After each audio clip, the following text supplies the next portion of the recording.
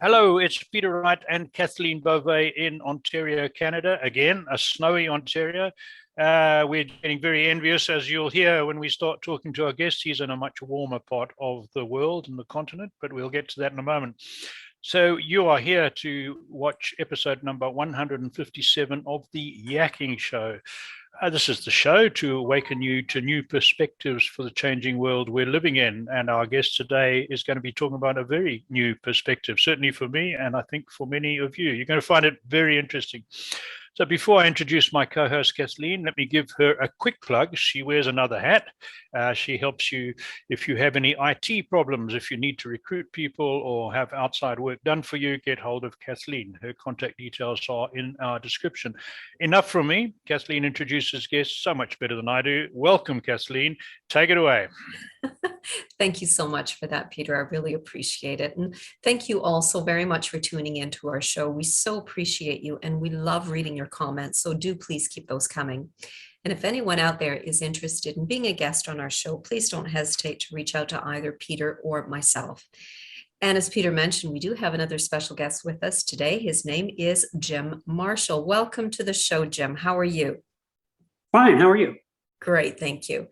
Jim, you are the author of a book entitled Septemics, Hierarchies and Human Phenomena. It's a book about a unique, transformative, revolutionary social science, and we'll get into that. We'll do a little deeper dive into that a little bit. But first of all, can you tell us a little bit about your background and how and what you would like our audience to know about you? Well, the first thing I want to say is the title is Septemics, Hierarchies of Human Phenomena. Oh, I'm sorry. Yes, I had that written down. I guess I forgot that. Okay. Okay, so I am the discoverer of hitherto unknown human phenomena. And based on my discovery, I created a philosophic system called Septemics. And I'm the author of the book you just cited. This book would dramatically improve the life of anyone who takes advantage of it. If you want to find out about Septemics, and that's spelled Septemics, go to septemics.com. As for my qualifications, I'm a polymathic intellectual whose areas of expertise include psychology, philosophy, theology, parapsychology, science, engineering, mathematics, law, literature, history, metaphysics, military science, political science, physical culture, organization, education, and music. And I hold a Bachelor of Science cum laude from City University of New York. Wow. Impressive. That is certainly impressive.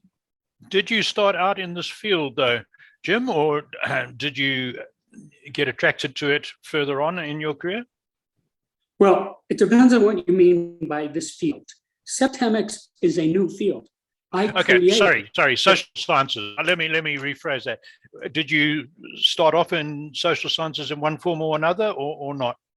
Well, it depends on how you think about it. Actually, in retrospect, I was searching for Septemics my whole life. Uh-huh. I just didn't know what it was. But I knew that there was something big that could be found. Obviously, it took me many decades to get there. So when I think of my life now, I think of myself as a person who is inherently polymathic, who was studying everything, while most people were going to the beach, going on picnics, going to parties, going to bars, playing cards, shooting pool, and so forth. I was studying and meditating. Okay. And I didn't even think of myself as a polymath until well after I had started writing the book. And I did not intend to create a new subject, but the subject exists. So this is a little bit like Copernicus articulating the heliocentric theory. The Earth was going around the sun for billions of years before anybody on Earth noticed it. Mm-hmm. He just pointed to it and said, this is what's happening. So this is a similar thing. Septemics is there whether you use it or not. Okay. I just was able to find it and write it down because of the special skill set that I had and because of some of my professional work, which involved me working with clients where I observed these phenomena and I wrote them down. Okay. So you've started into it. So carry on. What is Septemics? Okay, Septemics is a philosophical science based on the fact that many phenomena related to human beings occur in a sequence of 7 levels. Literally, the word septemics means of or pertaining to 7.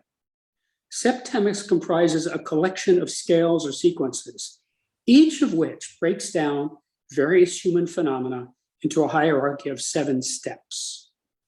There are 35 such scales which span the spectrum of human experience. There are 24 scales which apply primarily to individuals and 11 scales which apply primarily to groups. Can you give us an example? Sure. The first scale that I discovered, which led me to find all the others, is what I call the scale of basic purposes. I had a 6-level scale that I had evolved based on my observation and studying experience. And I knew that what I had was right. It worked. But I also knew that there was something not quite there. In other words, it didn't work 100% of the time on everybody. In 1995, I found the 7th level. And the reason it was hard to find is it makes no sense to normal people. When I found that 7th level, it clicked in mathematically, and I realized I was into something very big. I took 26 semesters of math. I think in math, and Septemics is very mathematical. Now, if you try to study it, you don't really experience it as math, but in creating it, it's extremely mathematical.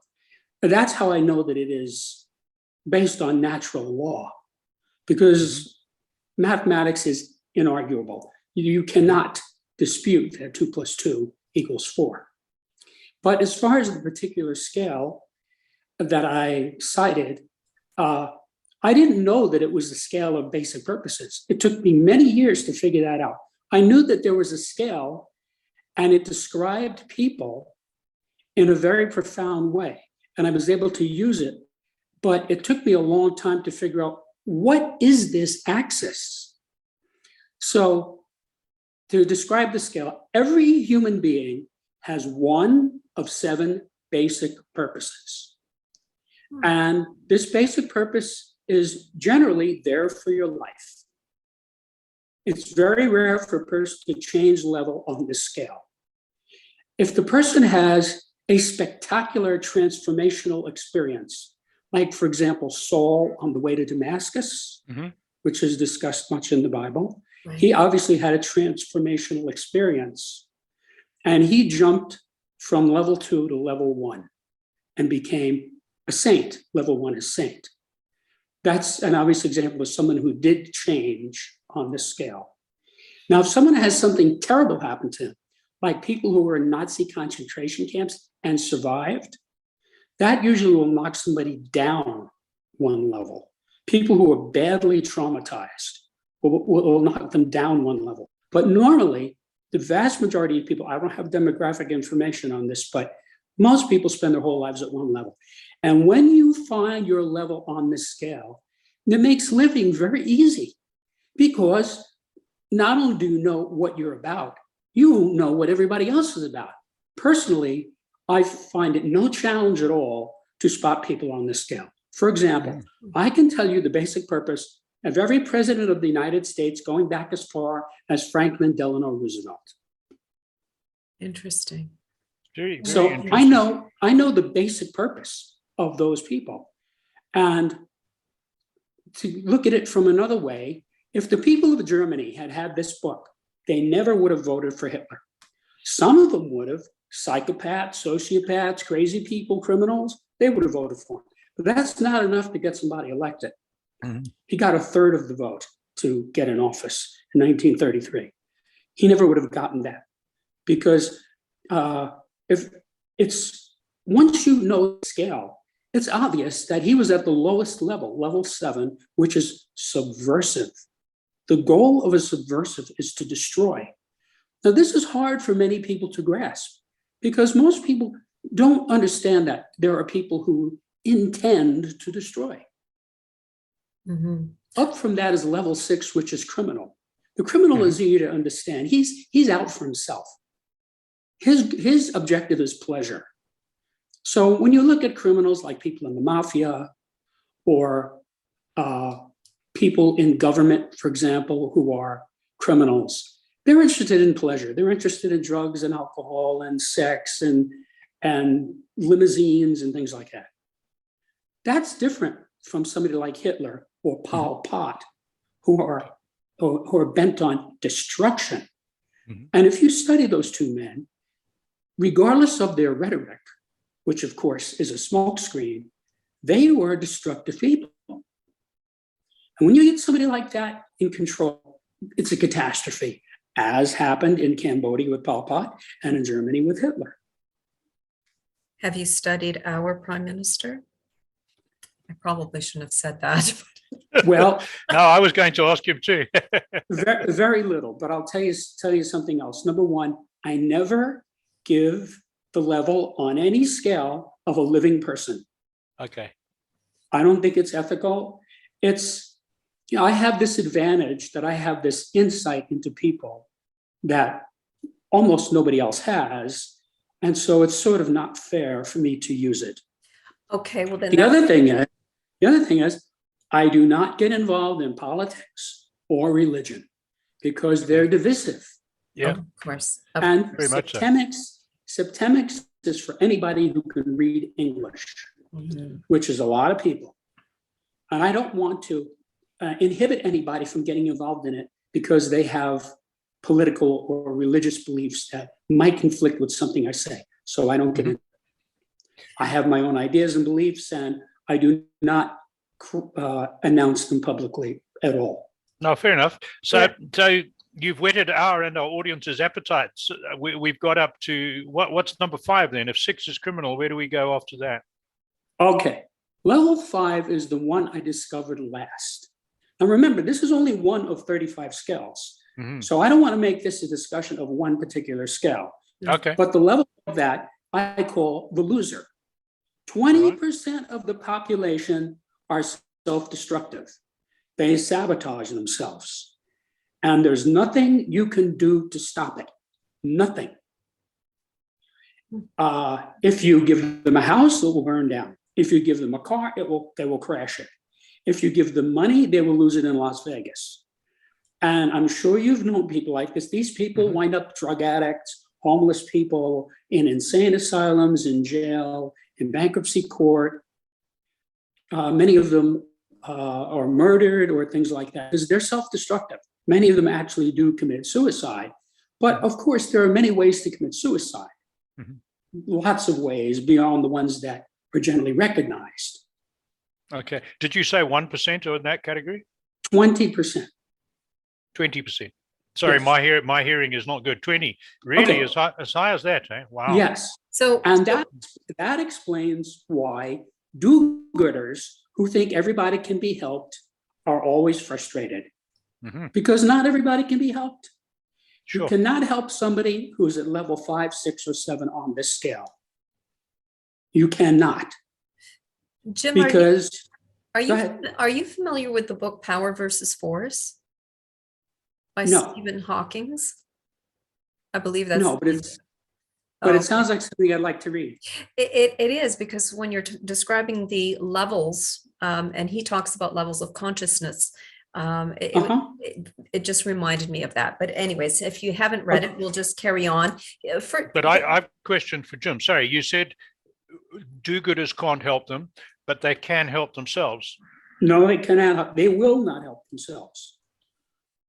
Never. I'll give you an Would you say- example. I've done a lot of business dealings. I'm a savvy business entrepreneur, and so I've acted as negotiating one way or another in a variety of deals.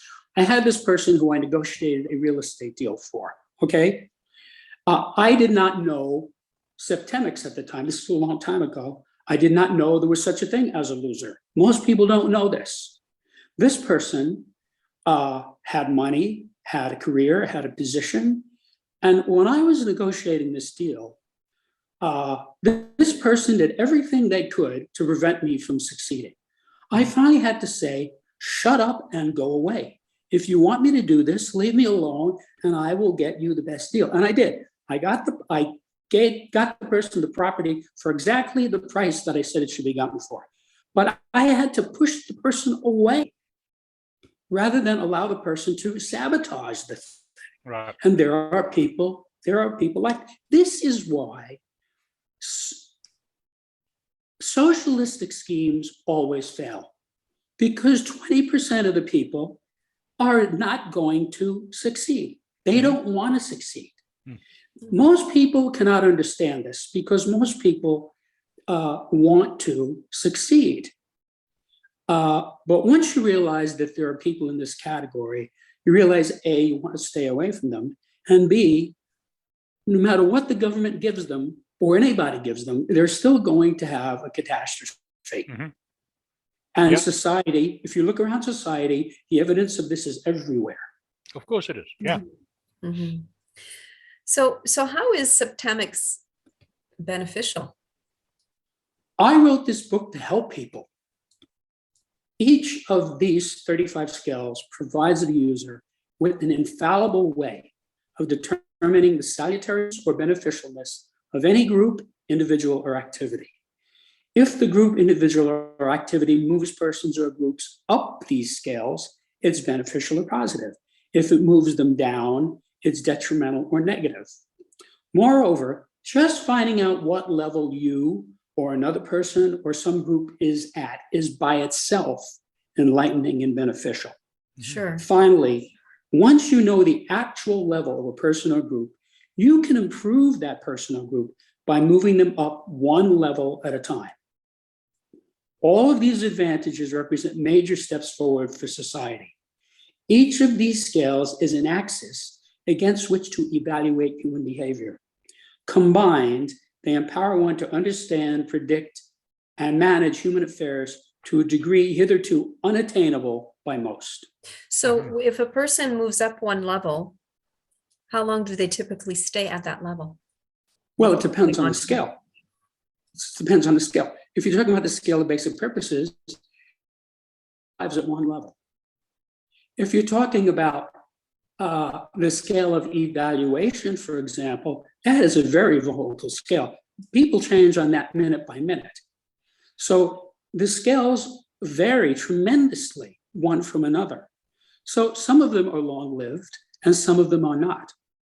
So there's a very big spectrum in there of rapidity, how quick you go up and how quick you go down, depending on which scale you're talking about. Of course, all of these scales are explicated in great detail in the book.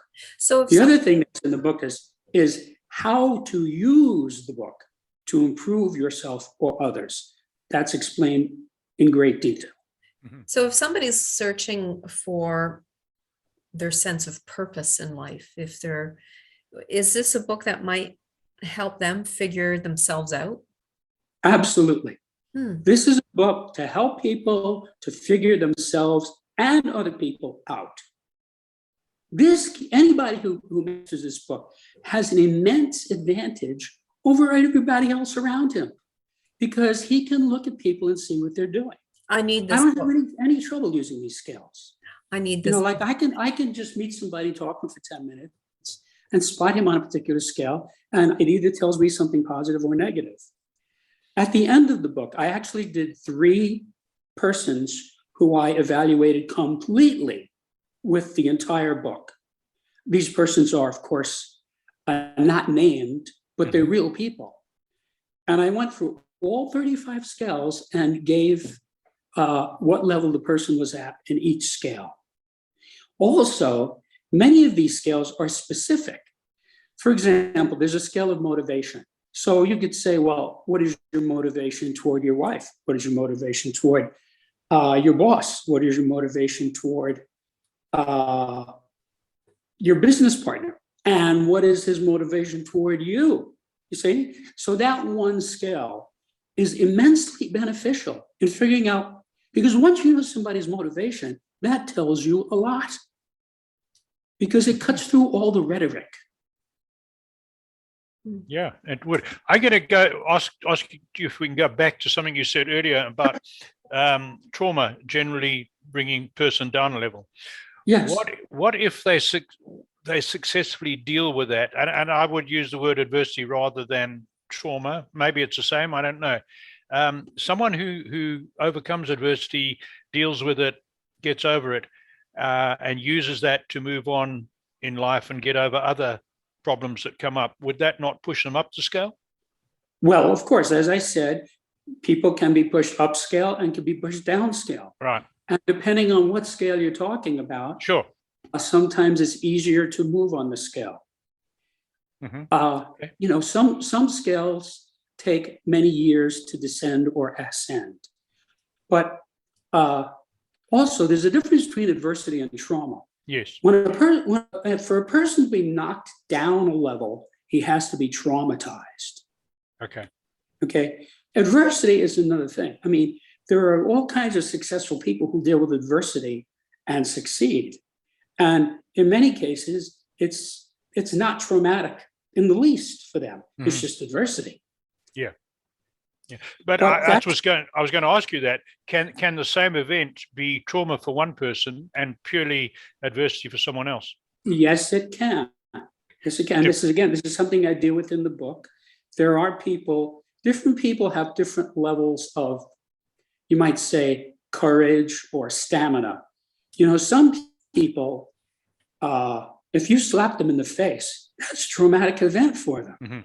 You know, before 1970 in the United States, it was common for boys or young men to have violent fistfights, mm-hmm. which nobody objected to. The teachers didn't mind, the cops didn't mind, their parents didn't mind. Nobody objected to it. People would show up with black eyes and broken noses, and the next day they would be friends again. Mm-hmm. So obviously for those people, that was not a traumatic event. No. For many people, it would be. So yeah, again, it depends on the person.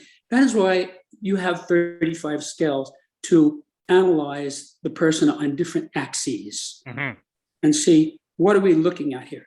You have to get the right scale, and then you have to get the right level. And once you have the right level, then you can move the person up one level. You cannot move the person more than one level, no matter what you do.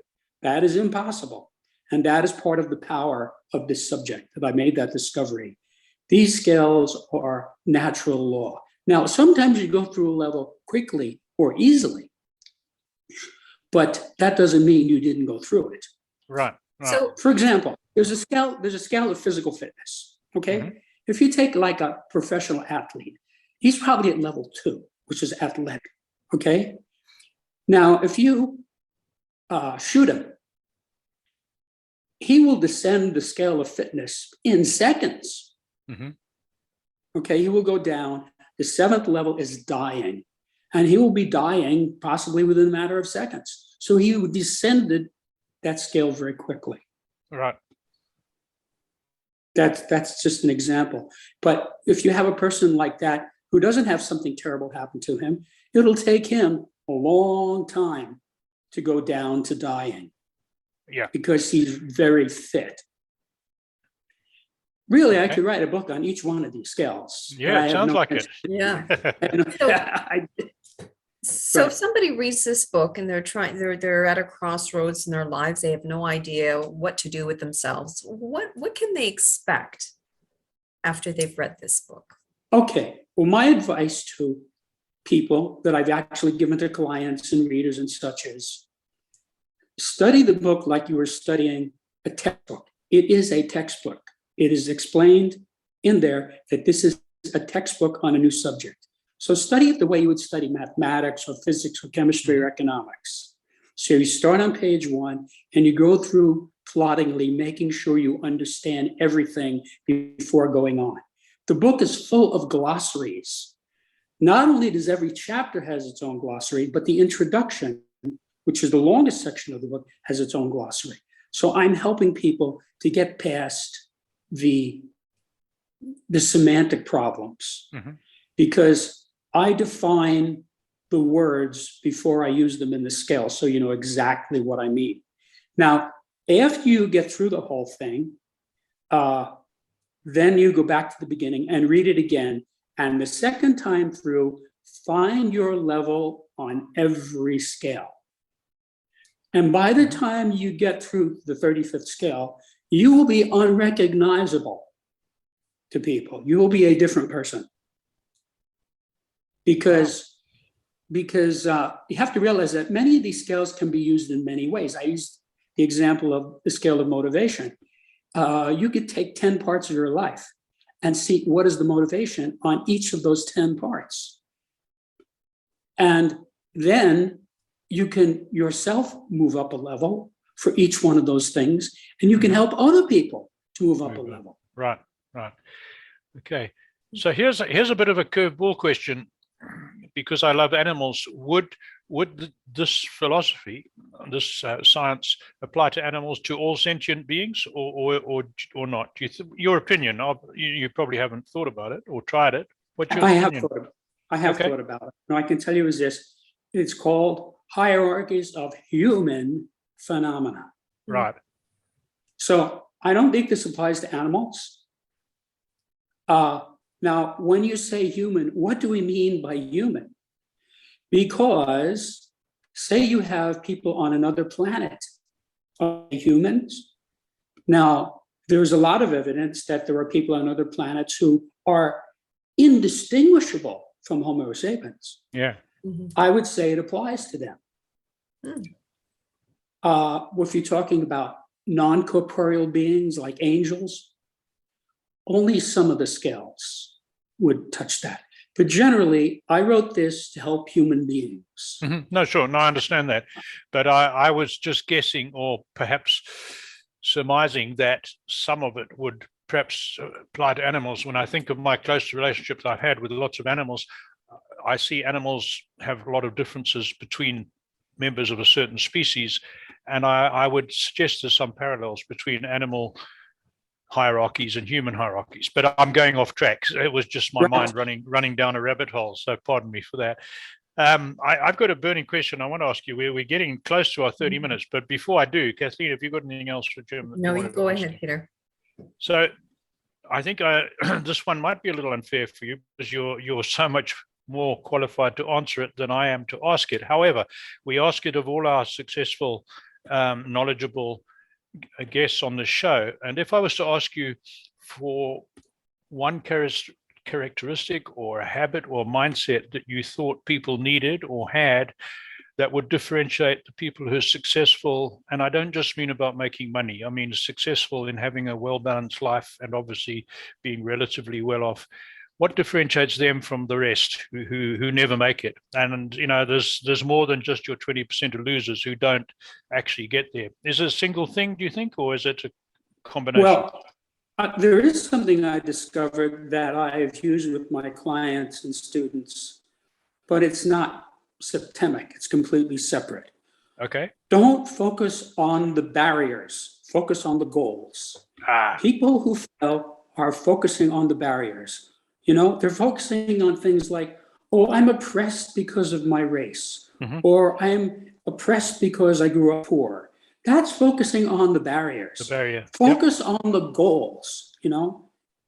Whatever your goal is, whatever your multiple goals, if you focus on that, the barriers don't bother you so much. Now, obviously, I'm not saying to ignore them. I'm saying don't focus on them. Right. I've helped many people with that one thing. That's very good. Yeah, no, that's great. Thank you for that. Very, very important. Excellent. So, back to you, Kathleen. Yes, we are running out of time, but like, how do people get a hold of this book, and how do people contact you? Well, if you go to my website, septemics.com, there's a massive amount of information about me, how you can contact me, where you can find the book. There's also a lot of information about press, things that people have written about it, reviews and things like that. So you can find, there are even pieces of the book itself on the website.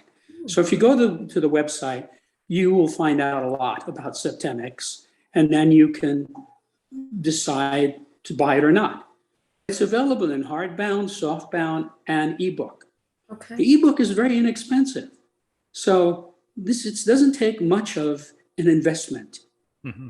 And you're getting data that's really earth-shaking data that is way ahead of the current society. Wow. And I've been on your website, spent several minutes there already, and quite fascinated by what I've read. So to our audio listeners who are not watching the video, if you go to the description, you'll find those links, septemics.com. And certainly I'll be going after this to buy that book. I think it's going to help me a lot. too. Thank you, Jim. Yes. Thank you. Thank you so much for being on our show today, Jim. And thank you all so much for tuning in once again. And we love reading those comments, so please keep those coming. And until next time, oh, I forgot. I almost forgot, actually. A little plug for our friend Peter here. Peter, please hold up your book. It's 5 Steps to Thriving on Adversity. And it's a book that I've read cover to cover, and absolutely it's what Hollywood movies are made of. It is. But I've got to say, I've got to say to the audience, I'd love you to buy my book, but go and buy Jim's first, because it sounds like a good one. So thanks for that anyway, Kathleen. Thank you very much, Jim. My friend. All right. Thank you, everybody, once again. And until next time, take care. Bye-bye. Goodbye.